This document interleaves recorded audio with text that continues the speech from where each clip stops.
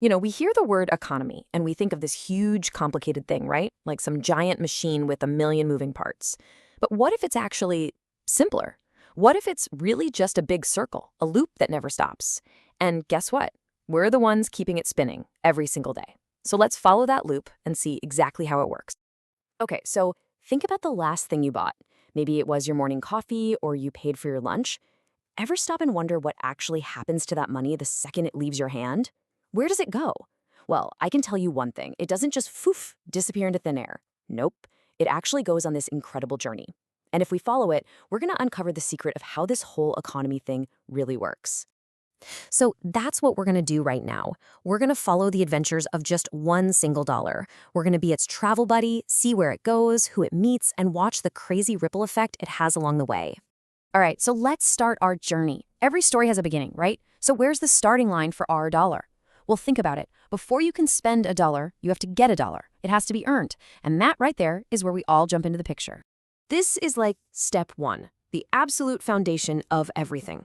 People work. Simple as that. We build stuff, we teach kids, we serve food, we drive trucks, you name it. And for doing that work, for creating that value, we get paid. That super simple exchange, that's the spark. That's what gets this whole economic engine revving.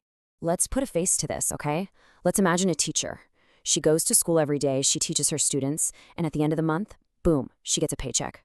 Her hard work in that classroom has just been turned into money, into economic power. Okay, great. So now our teacher has money in her bank account. But is that the end of the story? No way. That money isn't just going to sit there collecting dust. It has a job to do. Its journey is really just getting started. It needs to keep moving. And here's the next big piece of the puzzle: spending. When we take the money we've earned and go buy things, groceries, clothes, movie tickets, we're doing more than just buying stuff. We're actually passing that economic energy along. We're fueling businesses and, you guessed it, keeping that circle turning. So let's get back to our teacher. She takes some of that paycheck money and heads to her local grocery store to buy some food for the week. And just like that, with one simple purchase, her money is on the move again. It's now in the hands of the grocery store, ready for the next leg of its adventure.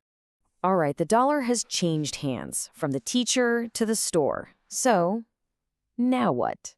What happens to it?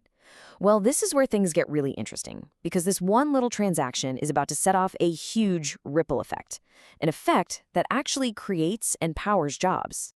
You see, that money doesn't just get locked away in the store's cash register. A business has bills to pay, right? And maybe its most important bill is paying its workers. The money we spend as customers literally flows right into the paychecks of the people who work there. And there's the connection, right there in front of us. The money our teacher just spent on groceries, part of that is now going to pay the cashier's salary. How cool is that? The teacher's spending just became the cashier's income. You can already see the circle taking shape, can't you? But wait, it doesn't stop there. The ripples keep spreading. Besides paying salaries, that grocery store has to keep its shelves stocked with food, right? So it takes the money it's making and uses it to buy more stuff from its suppliers. The chain just got longer. For example, the store uses a chunk of that money, including the dollar from our teacher, to buy fresh fruits and veggies from local farmers. And just like that, a dollar bill has built a bridge between a teacher in the city and a farmer out in the country. It's all connected. And guess what happens next? You got it. The cycle repeats. The farmer takes the money from the grocery store and uses it to pay the people who work on the farm. And what are those farm workers going to do with their paychecks? They're going to go out and spend it, starting the whole process all over again. See? It just keeps going. Okay, so far we've got people and businesses all passing money back and forth. But there's one more big player we need to talk about in this loop, and that's the government. It has a really important job in making sure this whole system can even run in the first place.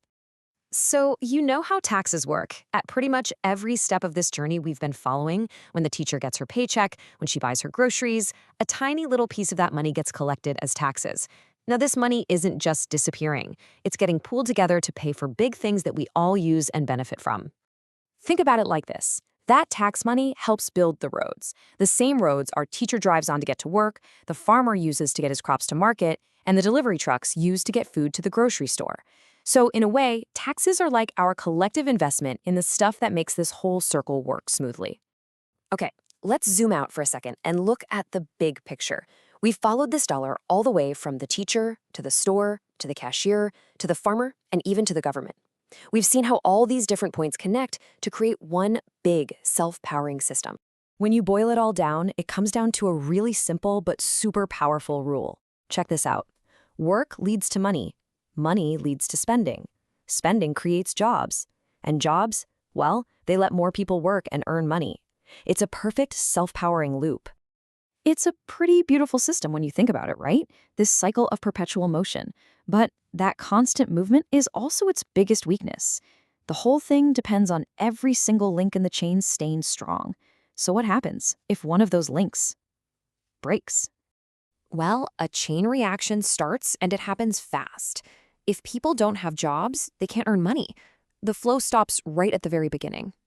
And of course, if people aren't making any money, they can't spend any money.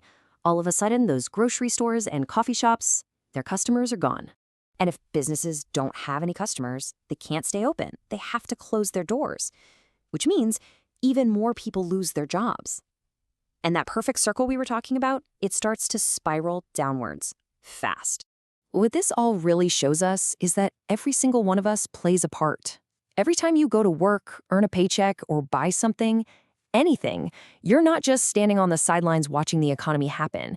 You are the economy. You're the engine. You're a critical piece of this whole perpetual motion machine. So the real question to leave you with is this: how are you going to help keep that circle moving today?